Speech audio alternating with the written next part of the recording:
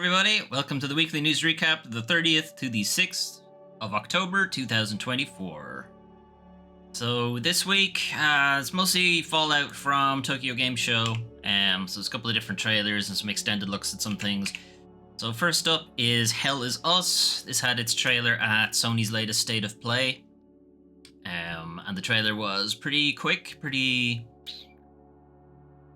not forthcoming with a lot of information. So there's been a longer video put out now by the developer that goes into a bit more of the design ethos and what have you for the game. So it starts off with just kind of dropping you in. This is very early game. You don't have any of your equipment or anything yet.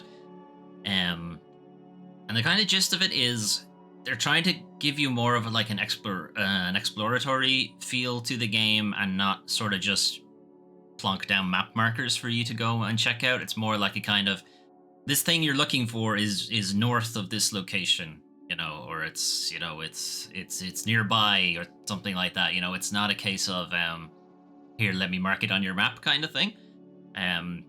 So they're very keen, and they say it a couple of times in a kind of a weird way and a somewhat boomery way to say that like old games didn't tell you where to go, yada yada yada, but like old games also weren't so dense and didn't have this complex maps and so on. It was easy to figure out where to go. Anyway, that's kind of where they're going with that. This kind of element of, you're going to have to talk to people to figure out where things are. If you're getting lost, go find an NPC, have a talk with them, and they might be able to point you in a better direction and so on. Use your compass to figure out where you are and that kind of thing. So don't think the map will actually tell you specifically where you are on the map. It's more a case of you need to figure it out yourself. The rest of the trailer, so they do talk about that for a good while. The rest of the trailer goes into a bit more of like the puzzle elements and then the combat elements.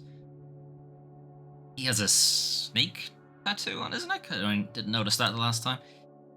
Combat, again, they're saying it's not Soulsy, but it is very Soulsy.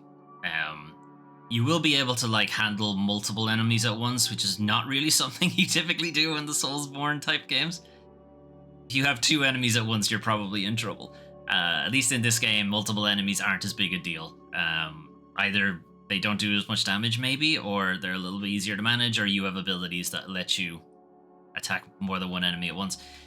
What they're showing off here is that the kind of mob-type enemies aren't really that much of a danger. It's this kind of red and blue blob that's in the area. They're the real danger. They're the ones you want to take out quickly. Once you get rid of them, the rest of the mob will probably go with them. Anyway. Yeah, you do seem to have a lot of different abilities at your fingertips. You can see the bottom left corner, bottom right corner, there are things on the shoulder buttons, special powers and what have you. Anyway. So they're not quite boss fights, they're more like mini bosses kind of situations. There is, I think, a boss fight later in the trailer. This is just your PDA thing. Very old school look to it. And then they're showing here that like it's not all kind of modern day stuff. There are bespoke dungeons. I did see some people mentioning that it did kind of have if you zoom out a little bit, abstract wise, it's a little bit like Zelda in some ways. There's an overworld and then there's dungeons you dip into. And in that case, you could say Elden Ring is a bit like Zelda in the same way. Anyway, that's Hell Is Us. It's about a 15-minute video. Outside of that, a couple of games announced with their release dates. So this is Best Served Cold. So the idea of this is you are a bartender in a speakeasy. It is an alternate future thing where Prohibition didn't go away, I think. And murders are happening in the area around you, and this police detective has sort of found your speakeasy, but instead of shutting it down or whatever because it's Prohibition era, he's like, no, you're more useful to me open. So kind of talk to your clients and see if you can figure out, give me any information or whatever, and as long as you keep giving me information, you'll stay open and not in prison kind of thing. So that's kind of the gist with it. There's no gameplay in this trailer, so it's not entirely clear how the game plays. My feeling is that it's like a coffee talk situation, where you just have people come in, it's a visual novel, you give them drinks and they talk to you. I don't think it goes really beyond that. But you do have this kind of threat from this detective hanging over you, which is a little bit different. Those kind of things, coffee talk, tavern talk, I think is also called that as well. They're a bit more wholesome, kind of fuzzy feeling. This has a little bit more of a threat to it. Anyway, it's best served cold. It is out end of October at some point. It does have a release date, but the trailer doesn't have it for some reason. Yeah, I think it's at the end of October. So this is a newly announced game. This is also going to be out some stage in October because it's the spooky month. So this is Crowded Followed. It's a pretty straightforward, fairly simple premise for the game. So you're this homeless guy who finds this case from this guy. He gives it to you, and he's like, "Whatever you do, don't let them get it." And it's it.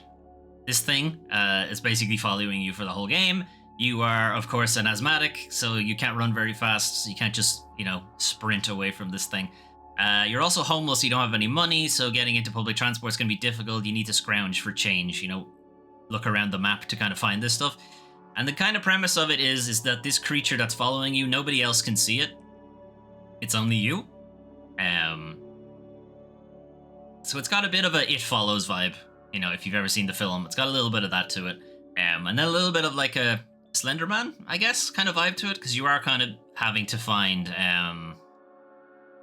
You're going to have to find, change in the environment, or like ways to get forward if you don't have any money to like take a bus or take a train or something. There have been some other videos I've seen of this that do take place on like a crowded train, and that's pretty scary. I've also seen different Stalker models, so it's not clear if this is the final one or if they have another one that they're working on, or if it's random, maybe. Every time you do it, it's a different looking Stalker, who knows? Anyway, music by Chipsel, that's pretty good, because they do good music. Anyway, Crowded Followed, I think, is something in the 20s for October. Neon Blood, we've seen before. I think it was shown at I think it was opening night live for Gamescom. Anyway, Neon Blood, November 26th is its release date now. I'm kind of going to skip past this animated trailer because this is what the game itself is like. So it's got a side-scrolling detective thing. There are combat elements to it, but I don't think they're like really fleshed out or whatever. I think they're fairly basic. I think the real gist of the game is, exploratory and just detective stuff. I have a feeling that what you just saw there, this thing where he fights a whole hallway of guys, I'm pretty sure that's a cutscene. I don't think you actually do any of that. They're not going for a replaced here. They're going for more of a detective thing. Anyway, November 26th for that. The Altars has been delayed out until 2025. So if you may or may not recall, The Altars is this game from 11-bit where you're kind of stuck on this remote planet. You're meant to like be there for a while. Your entire crew of people died in the landing, and it's only you who survived, and you need to sort of man all of these different stations that you don't know anything about, and to get around that, you clone yourself. You clone yourself, but kind of alter the genetics a little bit to make someone who's a little bit better at one thing or who's a little bit better at whatever else, but then changing that is then alter their personality so that they don't behave the same way, and yada yada yada. There's a lot of different weird stuff going on. Anyway, it's been delayed out until Q1 2025. It was meant to come out now, kind of, in and around now. So that's been pushed out. But it's still coming to pretty much everywhere you would expect. PlayStation, Xbox, PC, through Steam, Epic, GOG, lots of different places. Anyway. And then last, for our updates, the free game this week on the Epic Games Store is Bear and Breakfast. This is a kind of B&B management thing, but you're a bear. And there's a little bit of like there's scary things in the woods kind of thing vibe to it. It's like you're not the only scary thing out there. There's more than just the bear who is also running a B&B, and you may not be very good at it. Anyway, gameplay wise, it's it's got a bit of the management thing for like Stardew Valley, and I think there is a bit of like a very limited combat element to it. I may be thinking of a different game. I may be thinking of Lumberjack, which is similar idea. Anyway, yeah, I think the vibe is that the forest that you're in, like they don't want this B&B here because it attracts humans, and they don't want humans in the forest. So there is a bit of a pushback against you because of that, and it's trying to deal with that while also managing your B&B. Anyway. Monthly games. So we're coming into a new month. We already know the PlayStation Plus ones. We talked about that last week as part of Sony's State of Play. They're also available now. First draft for Game Pass for October. We have MLB The Show. It's a baseball game.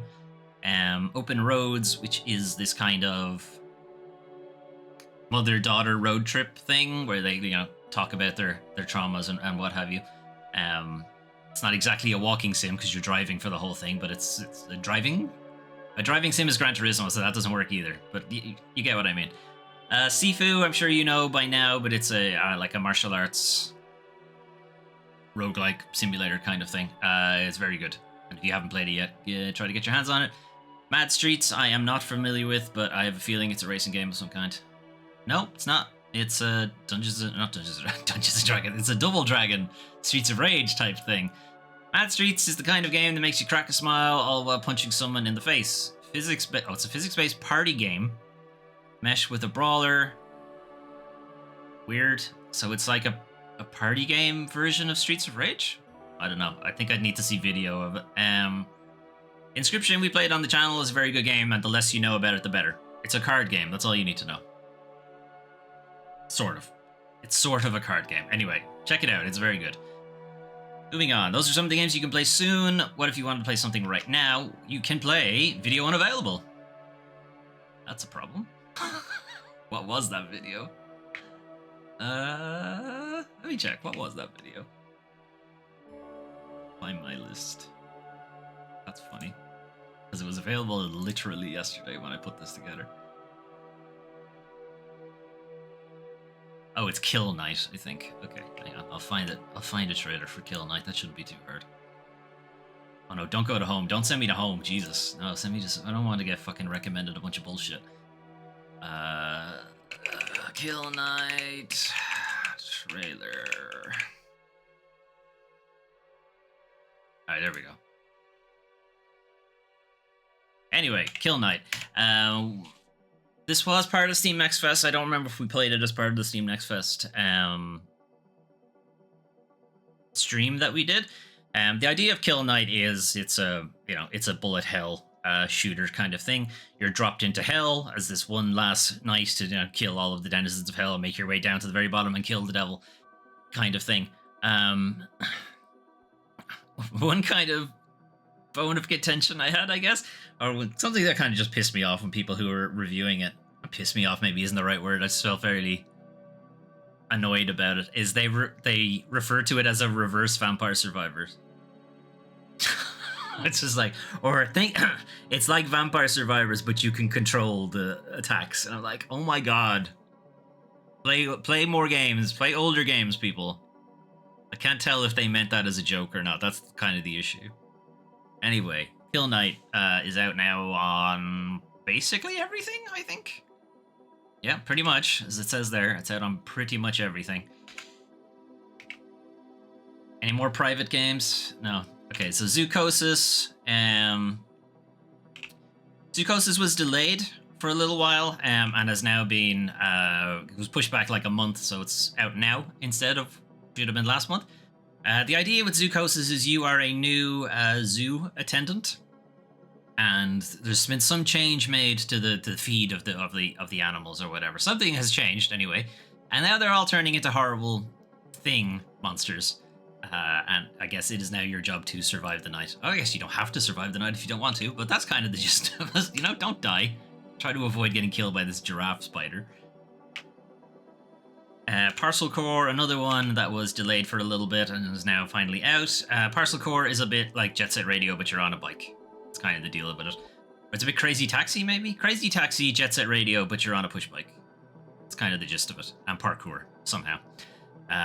You have parcels to deliver, you do tricks, figure out a way to get there as fast as you can, and it's all kind of questionable physics going on. It looks pretty fun, and the marketing I've seen of it seems like it's they don't take themselves very seriously.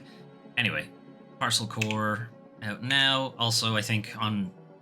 I don't think it's on Switch, but I think it's on basically everything else. Maybe it says it at the end. Just says it on PC. It is on PlayStation as well, though, so it is on other things.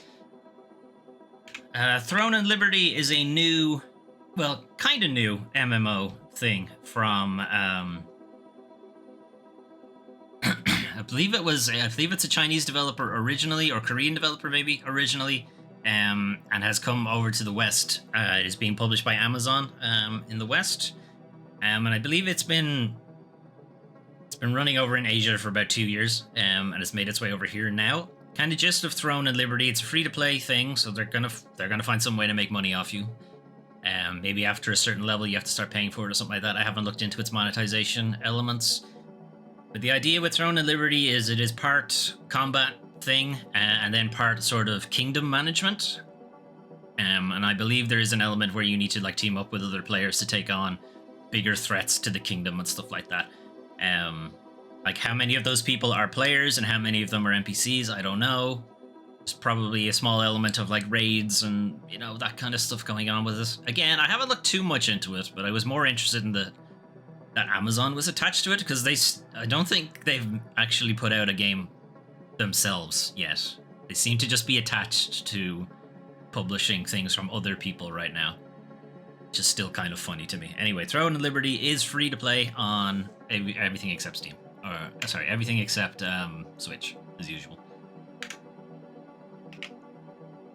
Grun? I don't know how to pronounce that. Anyway, Grun is... It bills itself as a first-person kind of farming thing. You are meant to be looking after the garden of a someone who's going to be out of town for the weekend, and you're there looking after their garden. It's not that, as you can probably tell just from the trailer. There's a lot more going on. There's a lot of weird shit happening in the area. It's like a bit like... It's not exactly a walking sim, because you do have a little bit of control over what actually happens. But yeah, it's a bit like metaphysical and, you know, psychoanalysis sort of weird shit going on. It's definitely a normal gardening game. Never mind what the trailer says. Anyway, and then some ports and some remakes we have. So Until Dawn on PlayStation and PC. This is the remake of the original Until Dawn, which is PS3, and then also had a remaster onto PS4, and now it's getting a remake for no reason. They're calling it a remake. It still feels like it's a bit of a remaster. There's some small changes to the plot. There are some additional scares, additional puzzles, additional scenarios and stuff like that that weren't in the original game. And it does seem like they're setting up for a sequel to it at some point. It's not clear if the sequel is going to follow like these characters, because getting all of them back might be a little bit difficult. They were somewhat unknown at the time. There's Rami Malek is a bit well known now. It's going to be difficult to get them back to revoice these people, I would think. Maybe not, but I would think it will be. So it's probably going to be a Dark Pictures thing where they'll call it Until Dawn 2, but it will be all new people. Anyway, if you haven't played it before, Until Dawn's pretty good.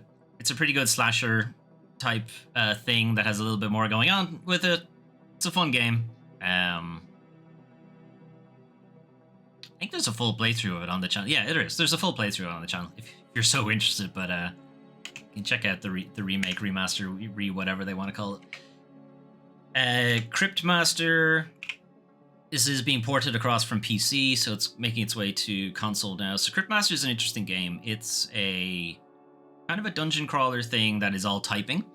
So how this is done on a controller will be kind of interesting to figure out.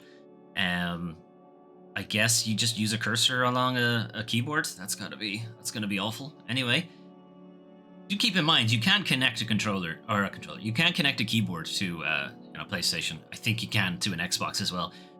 You can do keyboard and mouse in like Final Fantasy 14 on console. So I'm pretty sure you could probably connect a controller here. Anyway, the kind of interesting thing here is the Cryptmaster themselves. They are extremely responsive to the things you type in. Like there's a ton of there's no way they have a response to this, and they do, and that's hilarious as well. There's an interview with the developer talking about how is the Crypt Masters so good, and they're like, it's just there's just a shit ton of responses programmed in. That's it. That's all. We just have a ton of responses programmed. There's no magic here or anything. There's just, you can look at the code. There's tons of just things. Anyway, Crypt Master out now on consoles. It was already out on PC. It might be more comfortable to play on PC because, you know, keyboard. Anyway. Last one is a port for a game that was a Switch exclusive for a while and is now PlayStation anyway. I'm not sure if it's PC and Xbox yet. Master Detective Archives Raincode Plus. We did a full playthrough of the Switch version. This new version basically just has all of the DLC. And I don't think there's much more to it. It's like up-resed and that kind of thing. It does take somewhat advantage of the fact that it's not on the Switch anymore. I don't believe there's any plan to bring this version to the Switch because I don't think the Switch can handle it. I think this is somewhat mutually exclusive to the Switch version. Anyway, Master Detective Archives Raincode, we did a full playthrough of the game. It is a detective thing from the people behind Danganronpa. You are dropped into this isolated city-state where kind of nobody really knows what's going on in there, and the rest of the greater world government wants you to kind of go in there and figure out what the fuck's going on. We're hearing about people dying and shit like that, and there's shenanigans, and in the vibe of Danganronpa, it gets very dumb very quickly. Anyway, I liked it, but I think this one might be news for just me and nobody else. Anyway, I don't think it's coming to Xbox. I'm not sure if it's coming to PC. Skip to the end of the trailer, maybe that will tell us. Doesn't say. Doesn't say. Oh, it does. Hang on. Xbox, PlayStation, Steam. Yeah. So everything except the Switch. Because it's already out on the Switch. Anyway, moving on. Fortunately, though, it is now time to talk about the worst part of video games. Video game industry. So, Cloud Imperium quietly steals Star Citizen developers' weekends from under them with mandated overtime in the lead up to CitizenCon. That was a long headline. Maybe trim that down a little bit. Anyway, Star Citizen, you know, the game that's been in development for like 20 years or something crazy at this point, has decided that now is the time for crunch. Okay.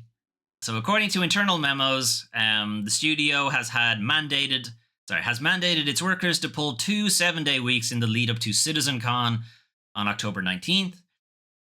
They've been asked to double down over the next 18 days to make sure that once again we create an amazing experience for our community. This means for the next 2 weekends, we will be mandating extra time for all those working on deliverables for CitCon. I'm reasonably certain this is illegal, but anyway, it's not like the Star Citizen Cloud Imperium developers haven't had run-ins with the law about the employment things. As you'll see in a second. Anyway, the full report is you got to come in on the Friday. Friday is usually a work-at-home day, but not this time. You got to come in on the Saturday. You'll be given time off in lieu. I always find it funny that time off in lieu is initialized to toil. Because that's what it is. You're toiling. Anyway. Allegedly, they will receive time off in lieu. We'll talk about that in a second. Be stored for use later date, and then Sunday ordinarily. This can be a work at home day. Oh, thanks. Fuck you. Anyway, they've been in trouble with this kind of thing before. It's been described as the latest in a slew of ridiculous requirements due to mismanagement, because of course any kind of crunch is mismanagement. Okay, so going back to the toil, the time off in lieu. It will only be made available after the release of Squadron 42, which is the single-player component of Star Citizen and has no release date. So when do you get that time off? One, they're deciding when you actually get to use that time off in lieu, which you absolutely are not allowed to. And then there's no actual release date in sight for this thing. Remember, Star Citizen, it's been in development for 2,000 years or something. It's not coming out anytime soon either.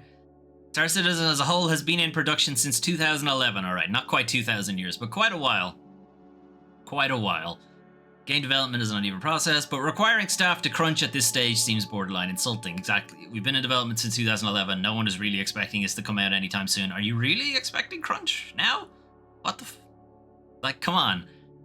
This is clearly a case that they want to put out something wow for CitizenCon to bring in more people to pay for the game that isn't out yet. Because, I don't know, the way they make money in this studio is ridiculous. Additional kick in the belly, employees must still be employed with the company by the time the game ships, or toil will be forfeited. Definitely illegal.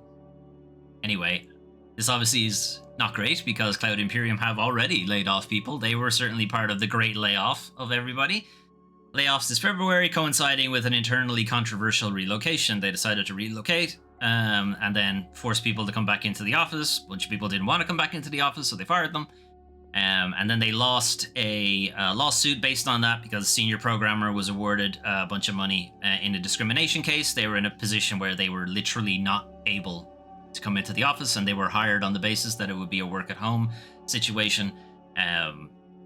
They were let go in 2022, but they won their lawsuit about it. Anyway, as of this May, because that was the last time they were required to put out those numbers, they've raised $700 million in crowdfunding. Stop giving them your money. The game is not coming out.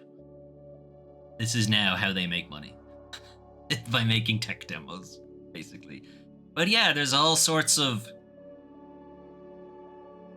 labor violations going on here. I'd be curious to see how that works out for them.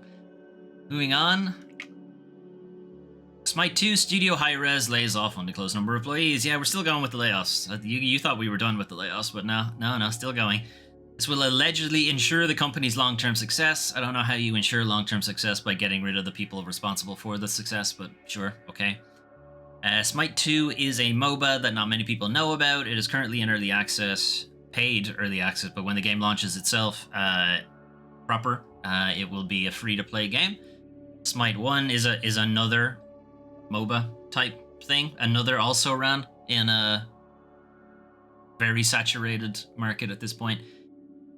These layoffs will disproportionately impact those in marketing and publishing roles. Disproportionately will affect our team working on cosmetics and system features. Yes, we want to ensure the long-term success of our new game by getting rid of the people responsible for making people aware the game exists. So that's marketing and publishing, getting it onto as many platforms as possible. And then the people who will keep the game going with your mini-buy microtransaction shit, which is the cosmetics people and the system people. So we're going to get rid of them, and that will definitely ensure the long-term success of the game. Somehow. Step 3. Profit, I guess. Each impacted individual is a talented and dedicated professional who has poured their heart and soul into our games, and I don't care. I'm going to shit-can them anyway. Letting them go is a heartbreaking decision. The citation needed.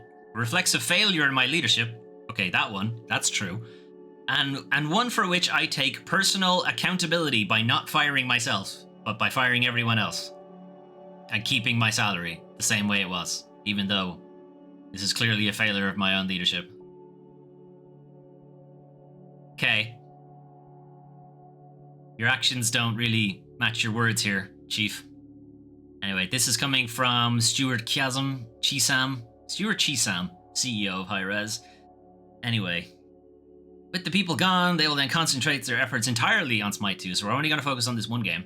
That's a good idea. We're going to put all of our eggs in this one very flimsy basket, and everything will work out fine. We're definitely not going to focus on our other games, Paladins, or the original Smite. That's still mostly okay. In the near term, Hi-Rez will almost exclusively prioritize gameplay development for Smite 2, even though we got rid of the people responsible for system features. Okay, cool. We were going to include new modes, gods, quality improvements, and over the cosmetics and monetization features. But we just got rid of the cosmetic people. But it's fine. It's fine. Don't worry about it. This will allow us to sustain the game long into the 2030s. Are you taking the piss? You think a MOBA, modern day, right now, is going to last all the way to 2030 that isn't League of Legends? Because I could see that probably getting that far. But the rest of them?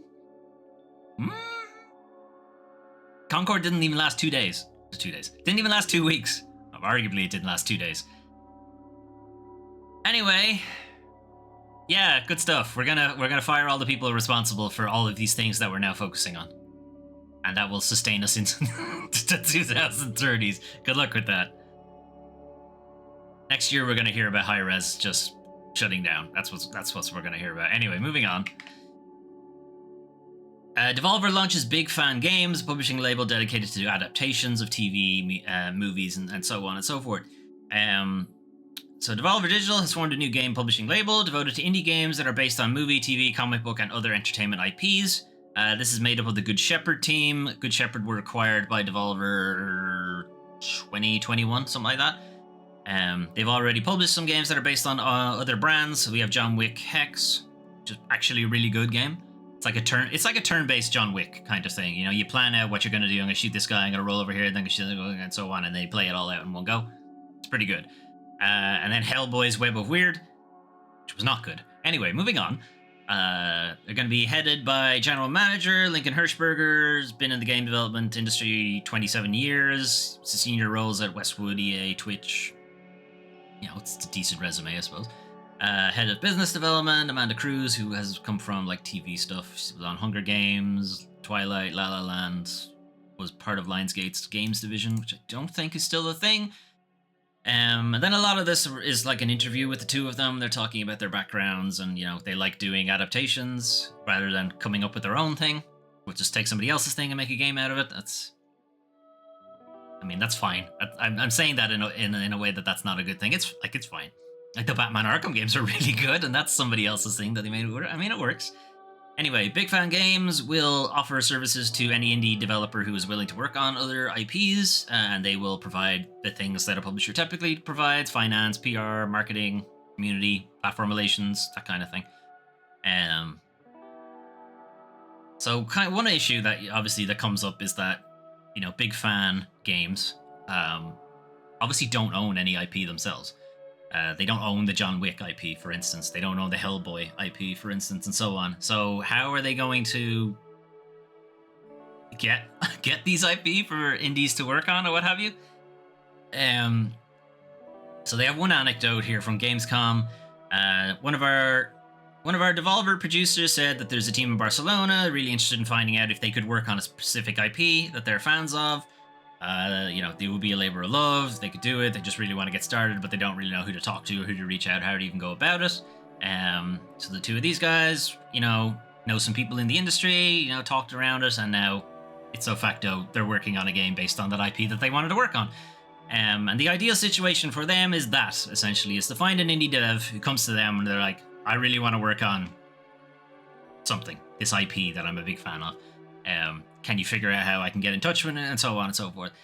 So the ideal situation is you can have an indie developer that is particularly passionate about an IP, and we can help make that a reality. They can obviously do it the other way around, and there are definitely people who are coming up, you know, we have this IP and we're going to ship it out to a bunch of developers. You know, make your pitch and we'll pick the lowest bidder, typically, which is why they don't really work out that well.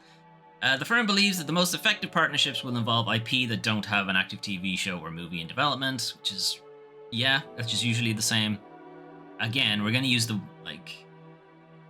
flagship for this kind of thing, which is the Batman Arkham games. There was no Batman thing really ongoing at the time, or at least they weren't trying to tie it into anything. It was its own thing. There's an Arkham universe, like it's its own thing. It was the Batman IP, sure, but it had nothing to do with the films. It made references to a lot of the comic stuff. It wasn't itself a direct reference to any particular comic book or comic run or anything like that. It was just Batman. We're just going to make our own thing, but it's Batman kind of thing. Some of the Telltale games do the same thing. Again with Batman, actually. I don't think they're going for Batman, though. Anyway, they're going for other things. There's some stuff here, again, some more interview things, like they're very clearly passionate about the thing. They currently have 6 games in active development. They're planning, the deal will be like 3 games a year. We'll get them out if they can make it happen. Anyway, we wish them well. Coming back to some Horizon Zero Dawn shit. So we already knew that 1, there was a remaster that is not needed in any way whatsoever. 2, it costs $10 to upgrade if you already own it. And 3, they upped the price of the original one. So if you hadn't bought it by now, you're now locked into what is essentially a $50 purchase, more or less. And we thought that might have been, you know, just restricted to just the PlayStation, but it's now affecting the Epic Store as well. So the original listing of Horizon Zero Dawn PC version on the Epic Game Store is now gone and is no longer available. It was put on the store in 2020 and is currently unavailable for purchase. And has instead, you're just redirected to the remaster page to make a pre-order for it instead.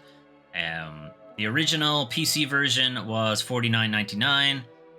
The remaster version is the same price, I think, on PC, but it has been down to as low as $12.49, which is obviously not going to happen now. So if you haven't got it, you're kind of shit out of luck, and you still want it, of course. No mention of what's happening on Steam.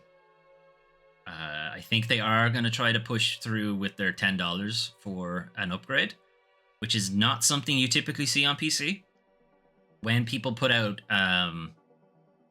updates like this that are like new texture packs or just a remastered version or whatever, anything like that, it is pretty typical that the PC version, it just gets it for free. Usually. Like, it's rare that there would be a cost associated with it, and Sony are not exactly doing great on the PC front with their like requirement for the PSN kind of thing, and that their ports have been a bit wishy-washy. Like, some of them are really good and some of them are not that great. So they don't have the best reputation on PC right now, and trying to shoehorn in this extra $10 for an upgrade that not many people care about. You know, it's not like it's drastically changed the game or anything. It's like a couple of models have been swapped out. That's it. One thing I would be curious, though, is would it push it to an extent that the game wouldn't actually run on your PC anymore? Like, would you have a PC that could run the original PC port, and then it can't run the remaster? Is that a case? Because from what I have seen, there's not a huge change made to it. Anyway, I did think this quote from studio director, animation director Jan Bart van Bien was pretty funny. 7 years is a long time in the world of computer graphics. Technology improves, and they're using that as an excuse to do Horizon Zero Dawn Remaster. Bloodborne's older than that. Where's that remaster? Is 7 years the cutoff point? Once it goes 7 years, you need to do a remaster? Is that how it works? Why did we get a Last of Us remaster then? That was way shorter than that. Anyway, technology improves. Technology hasn't improved that much. There hasn't been a massive change between PS4 and PS5. You know? It's like a lot of games can still run on PS4 and PS5 with very little change. Like, some small things will have to be changed in the background. Graphical fidelity, sure, that takes a hit, and it's like processing power, that also takes a hit, but it doesn't take a significant hit. And no one is really pushing for, like, look at the PS5 Pro's alleged improvements that are barely perceptible. And they're meant to be a huge jump forward, and we're like, I can barely tell the difference. And that's the issue with high fidelity and going all the way in on high fidelity, on trying to make things as realistic as possible, is you will hit a wall eventually. In that, okay, now it looks realistic. Now where are you gonna go? Like, you'll hit a point where the technology cannot go any further, or it has now perfectly matched the real world. Like, one or the other. Either way, you have nowhere to go now. And you're getting very, very small incremental changes at this point, to the point that you can barely tell the difference. Like, yes, there was a huge difference between, we'll say, PS1 and PS2, right? Massive difference. PS2, PS3, again, huge difference. That was HD. That's where that came in. And then PS3 to PS4, yeah, again, huge, massive difference. PS4 to PS5, not really. There are some games that do it, that can manage to do 4K 60, but it's rare. It's extremely rare. Most of them can't really manage it. And it's coming to the point that they're trying to do this kind of graphical fidelity thing at the expense of the performance of the game. It's like, yeah, it looks really nice, but it runs like shit. You know, which do you want? A game that runs incredibly well but doesn't look that great, or a game that looks incredible but runs terrible? I know which one I pick, and yeah, that's because I've been playing games since the dawn of time. I am fine with a little, it doesn't look great, but it runs really well and plays really nice. Cool. My imagination will fill in the rest. Don't worry about it. Anyway, yeah, I'll be very curious to see how they handle this on Steam. Anyway, if you didn't already own Horizon Zero Dawn, you're kind of locked into a $50 at least, I think, if you are interested in the remaster. Moving on, some stuff about Assassin's Creed. So this is mostly coming out the back of the Assassin's Creed Shadows delay, and what that means for Ubisoft. So we've got a couple of stories for this. Why a delay, and now, like, why a delay now? I guess specifically, why not earlier, and so on. Well, it turns out developers on the project have been pushing them to delay it for quite a while. Only for the higher-ups at Ubisoft to only now decide to do it, probably because they noticed it was going to hit the bottom line at this point. The game is feature complete, but the learnings from Star Wars Outlaws release led us to provide additional time for further polish for the title. That's the official wording on why there was a delay. And also it's going to be day one on Steam, so we don't have to deal with Ubisoft Connect and all that shit. Anyway, developers on the project have allegedly been pushing for the delay for quite a while now. Why was Shadows delayed? It's a complicated question without a single answer, but it boils down to a strict development timeline, polishing and addressing the Japanese community's cultural and historical accuracy concerns. The team has actively been addressing many of the historical and cultural concerns, which started before the game's reveal, following external playtests, and were accelerated further following the game's initial reveal and mass feedback. This is including changing some of Yasuke's story and how he's portrayed in the game, fixing architectural details, ensuring that the game is historically grounded while fitting into the Assassin's Creed universe, which is, of course, very historically grounded with this machine that lets you relive your ancestors' lives. Very grounded. Anyway, why go all in for this grounding shit? I don't understand. It's meant to be a fantasy in the first place. This is somewhat a concerning narrative to put out, because if you're aware of the discourse around Assassin's Creed Shadows and Yasuke, because he's black, and Noe, I don't know the female character's name, is a woman. So of course gamers are all about historical accuracy and this back in my day, yada yada yada. No, it's because fucking misogyny and racism, but whatever. It is kind of kowtowing to that side of the argument, which is a little concerning, because Guillemot is very much kind of doesn't want to rock the boat. He's definitely been on the record about that kind of thing, trying to not push any specific agenda. He was very much on the a lot of some of Ubisoft's more military type games, was like, we're not trying to push any specific political viewpoint while we're going hoorah America things. Anyway, Guillemot is paying a little too much heed to people arguing in the wackest of faith, which is the people who are trying to pretend that it's historical accuracy and not just because he's black. Anyway, as for how these issues fell through the cracks, I'm told that historical experts were brought onto the project much later than usual for a project of this magnitude, and that miscommunication between teams and cutting corners when it came to the approval process of assets to meet deadlines were also at play. So they were trying to push this out really fast.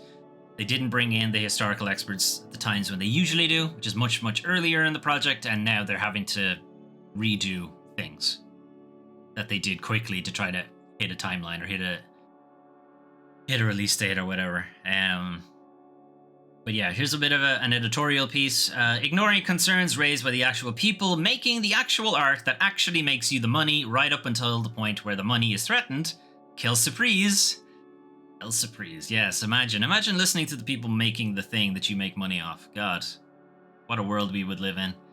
Anyway, as of now, Assassin's Creed Shadows has been delayed to February 14th of next year.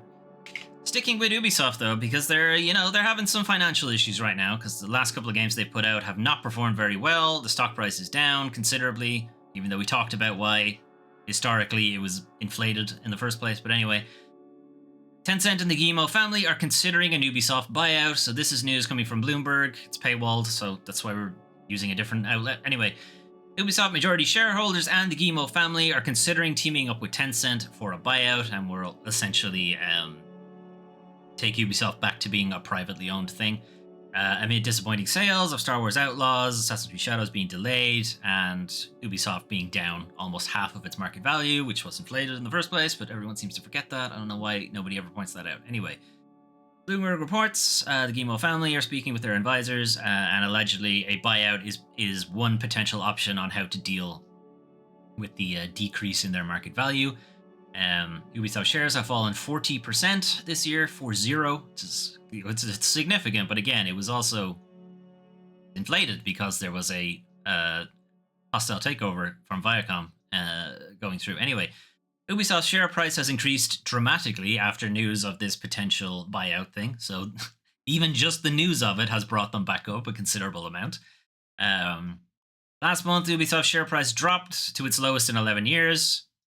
Another way to look at that is that it's back to the point it was at before Viacom started their hostile takeover, but whatever. Guillemot put out a letter following Assassin's Creed Shadow delay, Ubisoft employees calling for a strike over return to the office. There's been a lot of bad news for Ubisoft in the last while, basically. We are now going to have a greater focus on a player-centric and gameplay-first approach. The question would be, what was your focus on, if not making a game people want to buy so you can make money? What was your approach beyond that? I don't understand. Why isn't that your approach all the time? I get. Anyway.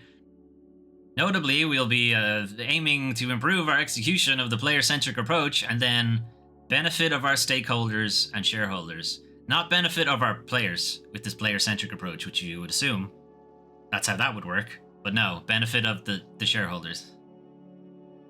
I mean, there's not going to be much benefit of shareholders if the thing is private. There are no shareholders in that case. But yeah, you're saying two different things there, Eve. Saying two different things. Anyway, moving on. What's happening in the game community? So mods, usually, that's what ends up happening in the games community. Someone has removed over 1,500 lines of pointless and patronizing voice lines from God of War Ragnarok. Now, when I read this initially, I assumed they meant, like, this was puzzle hints and stuff like that, but it's not quite that level of it. Anyway, it's being billed as an anti-hint nuclear option, where it just gets rid of all of the hinting things. The mod is called Please Shut Up, removes over 1,500 pointless and patronizing voice lines from God of War Ragnarok, but it's mainly focused on combat dialogue. So this is when companions might tell you to, shield yourself, or they're immune to fire, or try something else, or watch out for this incoming attack, yada yada yada.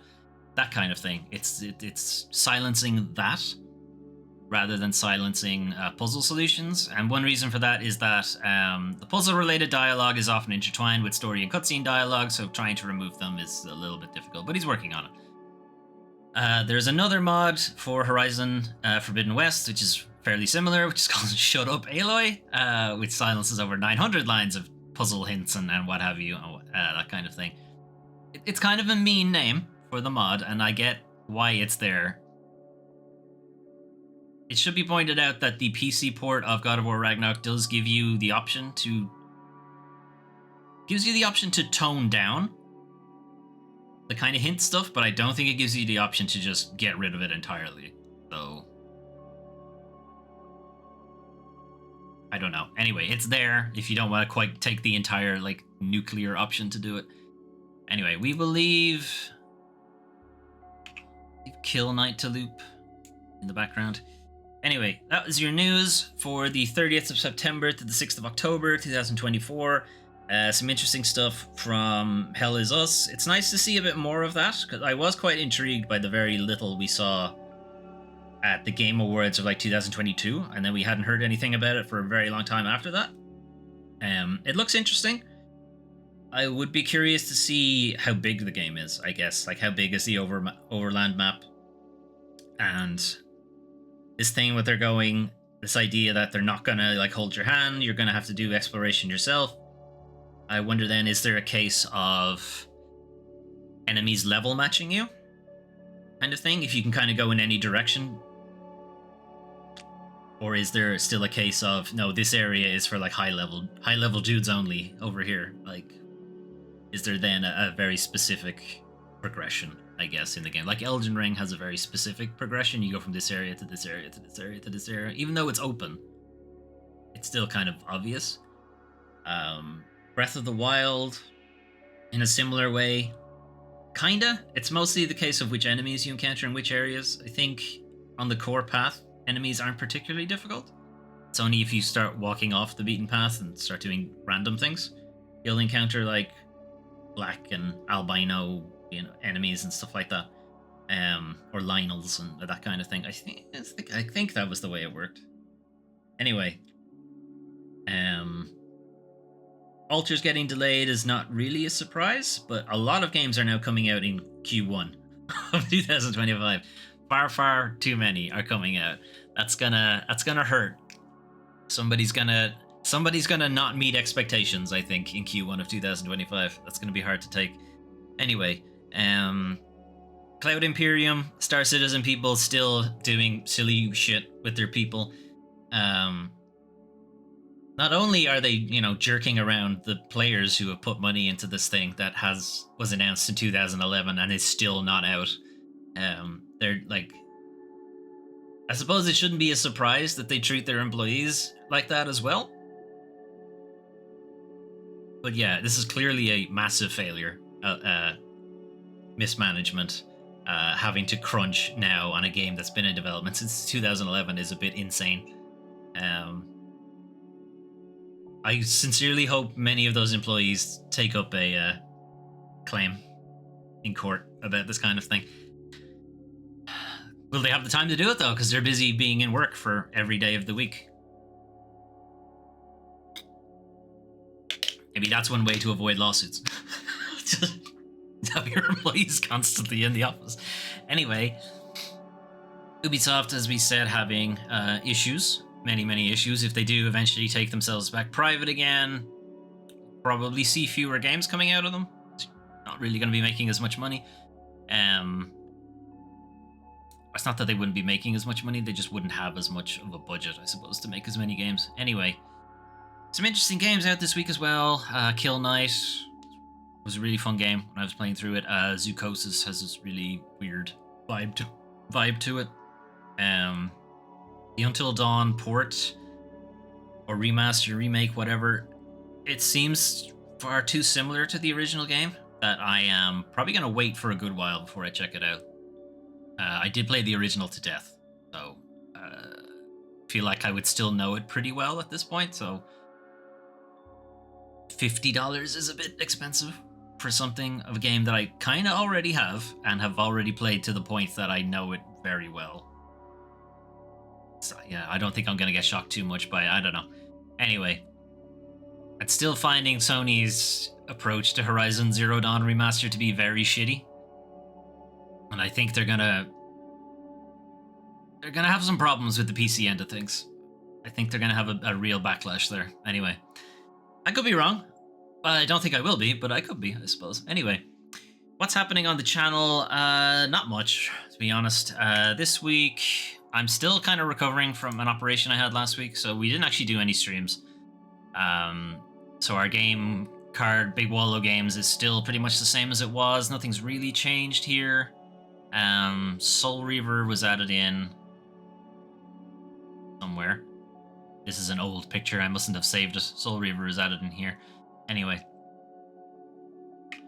Off stream, I'm still playing through Baldur's Gate. I'm not very far. I'm still Act 1. I haven't even done the Goblin Camp. People who are familiar with the game haven't got that far. But I am pushing ahead with the character I made. Ordinarily, I would have changed my character by now. Because I still would have been pissed off with it. And I'm still kind of thinking of changing it. I don't know. But I haven't done it yet. Anyway, I'm still kind of moving ahead with Baldur's Gate. I'm having fun. It's enjoyable. I like it. Yeah, I can see why everyone was really happy. I mean, I knew I was going to like it. It was just... I'm still a little annoyed with the character I made. Anyway, moving on. Elsewhere, friend of mine and I have been playing through Tiny Tina's Wonderlands for a good while. They don't get to play very often, so it's been a very long playthrough. It is Borderlands, but like fantasy inspired, kind of Dungeons and Dragons tabletop type thing to it. I get the same vibe that I got from it from every other Borderlands games, which is I'm bored of it in the first 10 hours. Because the game doesn't change. all I'm doing is shooting things, and I did that for ages, and now I'm still shooting things, and we're still going. It's like 50 hours later now or something ridiculous, and yeah, I'm still doing pretty much the same thing. Nothing's really changed here. Oh, I got a new gun. Okay, it's marginally better than the last gun I had. Whoop-de-doo. The only thing that really kept me going with this one, I don't really get to play games co-op with that friend very often, and I do like doing that, so that's one reason why I bothered with it. And the script is pretty good. It is pretty funny. And I do like the kind of D&D Dungeons and Dragons jokes that get played out are quite funny in a different way. Anyway, we have now finished it, so we need a new game to play through. And we're going to start playing Operation Tango, which is this kind of co-op, kind of spy heist thing. It is a strictly co-op game. One of you plays like the field agent, and then one of you plays like the support role. And you kind of have to talk to each other back and forth. It's like, I see this, what do you see on your side of things? That kind of thing. It's got a little bit of, keep talking, nobody explodes vibe to it, in that one player sees one thing and the other player sees something else, and you need to talk to each other to figure out how you're going to get through the environment. I've been interested to play this one since it was launched, but since I famously don't play with other people, this obviously hasn't really happened before. Anyway, I don't have a schedule written up for this week because I'm still not sure if I'm going to be streaming. I'm still taking painkillers for the operation. And also, it's been kind of hitting my mental health a little bit as well at the same time. So I'm going to try to stream this week, but I'm not going to put out a schedule because I'm almost certain I won't be sticking to it. Anyway, that's it from me for your news for this week and your channel update, such as it is, for the 30th of December, 6th of October, 2024. Yeah, I'll be back at some stage at the usual times. I'm just trying to push through this latest physical and mental health bout that I'm going through. Anyway, hopefully see you guys maybe on Tuesday. If I am back, we'll continue Hollow Body because we're still like halfway through that game. And then after that, it's meant to be Pentiment. I do want to play Pentiment, but I'm not really feeling it right now, so I might do something else. I don't know. I haven't decided yet. I might just push ahead and just do Pentiment. Anyway, something. Let me know how you feel about it. So I don't think people watch all the way to the end of this video, so it's unlikely you saw any of that, but whatever. If you do, let me know. Anyway, I'm going to head off. Have a good rest of your day, and maybe see you guys on Tuesday. Have a good one.